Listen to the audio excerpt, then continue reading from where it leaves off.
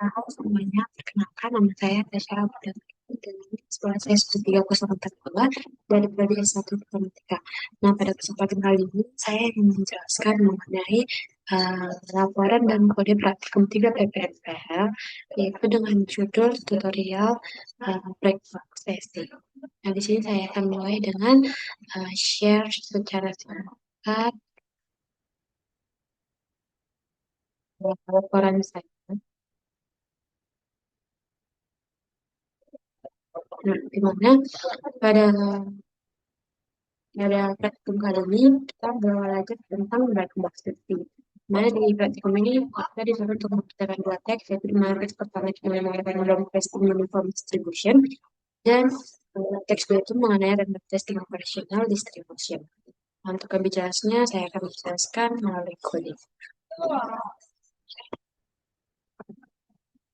Baik, dimulai dari kode yang pertama yaitu tentang yang tadi si random testing uniform distribution. Nah, pada uh, pada kode ini pertama-tama itu ada baris import Java detail.random. Nah, itu untuk mengimport kelas random yang akan kita gunakan untuk menghasilkan angka acak itu. Lalu kita definisikanlah si kelas publik bernama text1, di mana yang di dalamnya itu terdapat sebuah main method, yang di mana main method itu merupakan titik pertama si program itu akan masuk. Nah, uh, dilanjut kepada di dalam si main itu kita membuat sebuah objek yang bernama random. Nah, ini objek random dengan menggunakan dari kelas si random. Nah, jadi itu si random ini menggunakan konstruktor tanpa parameter. Itu membuat si acak itu berdasarkan kondisi sistem sehingga hasil berbeda tiap kali dijalankan. Nah, selanjutnya kita akan mendeklarasikan si variabel jumlah tes. Nah, di sini kita deklarasikan si variabel jumlah tes dengan nilai 10. Yang nilai 10 di mana itu variabelnya menentukan berapa banyak nanti test case yang akan dihasilkan. Lalu program itu akan mencetak judul yang seperti ini. Teks 1 random testing uniform distribution. Nah, itu akan dicetak ke konsol. Nah, setelah itu nanti akan dilakukan looping for yang berjalan dari I sama dengan 1 sampai dengan I lebih kecil sama dengan dari jumlah tes dari jumlah tes. Jadi nanti jadi persis 10 kali. Nah, di setiap si iterasinya itu kita memanggil si next integer 21. Itu menggunakan si bilangan bulat itu menggunakan dan menghasilkan bilangan bulat acak dari 0 hingga ke 20.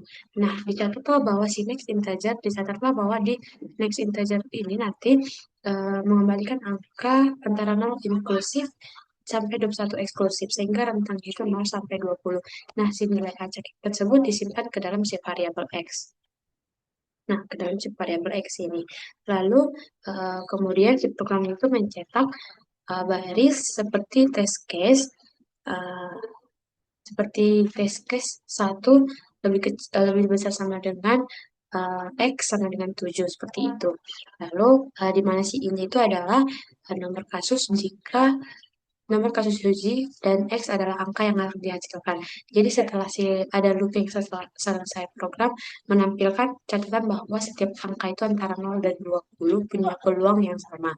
Jadi artinya itu si main method tadi dan classification itu akan ditutup dan program itu akan selesai.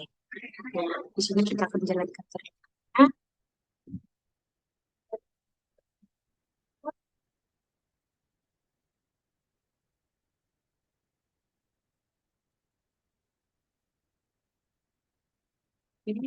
Nah, dihasilkanlah output seperti ini, mana tadi kan dicetak teks satu dan testing uniform distribution, dihasilkanlah test case yang seperti ini, dan test case itu berdasarkan kita lakukan lagi.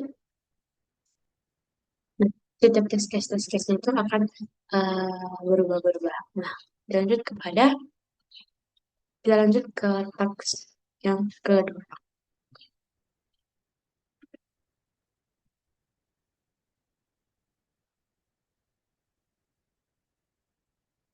Nah, pada task yang kedua ini, sama seperti yang pertama, eh, di sini mula-mula kita akan di baris pertama sampai ketiga itu, di situ kita akan mengimpor utilitas yang diperlukannya seperti array, list, dan random dari paket si Java dan dari paket si Java dari si list, kemudian list. Yaitu kita gunakan untuk menyimpan si populasi nilai, sedangkan si random itu untuk memilih si elemen secara acak. Nah, dilanjutkan kepada pendefinisian kelas yang bernama si text2, si text2 ini dan yang mempunyai sebuah main method yang sebagai titik masuk si program nanti.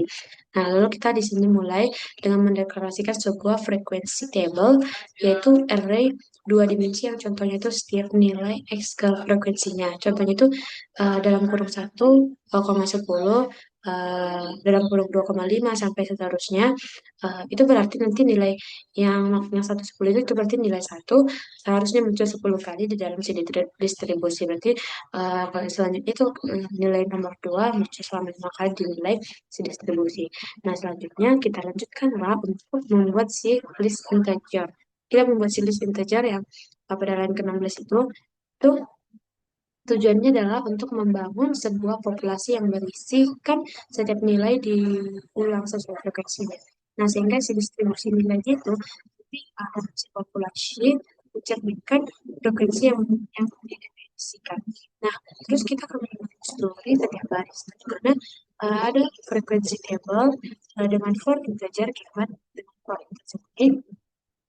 Itu untuk mengambil value dari zero, itu akan value dari zero, lalu nanti akan menambahkan si value ke population, akan menambahkan si value ke population ini. Jadi itu tepat si perkalian. Nah, nanti itu akan kita perhatikan bahwa penambahan itu memanfaatkan autoboxing sehingga si integer itu otomatis menjadi integer. Nah, setelah populasinya itu terbentuk, kita inisialisasi lah nanti menggunakan si random run sama dengan new random dan menetapkan sejumlah tesnya itu sebesar 10, di mana program itu akan mencetak judul singkat lalu memasuki looping yang berjalan sebanyak 10 kali pada tiap iterasi yang kita panggil. Lalu si rand Lalu fungsi rand itu ini fungsi rand next integer population size itu untuk mendapatkan si indeks secara acak dalam rentang valid, lalu memakai population get random index kode di bawahnya. Nah, di mana untuk mengambil si nilai X karena nilai yang dimasukkan ke dalam population sesuai frekuensi. Lalu nanti si nilainya yang memiliki frekuensi lebih tinggi itu akan menempati lebih banyak posisi dan ini dan dengan demikian nanti yang lebih sering terpilih ini akan merepresentasikan distribusi operasional bukan distribusi uniform.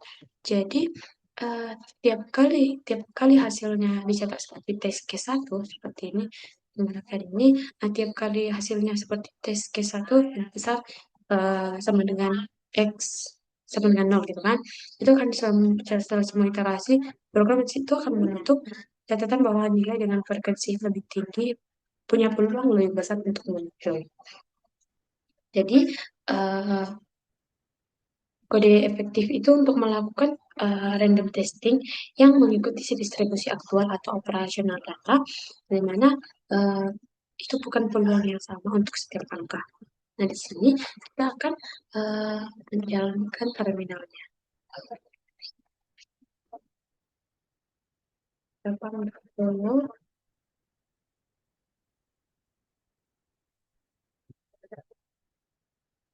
Nah, inilah hasil output dari kode tersebut. Maka ada teks dua random testing operational instruction, lalu diberikanlah sebuah test case pada test case dan ada catatan bahwa si nilai dengan frekuensi lebih tinggi itu punya peluang lebih besar muncul.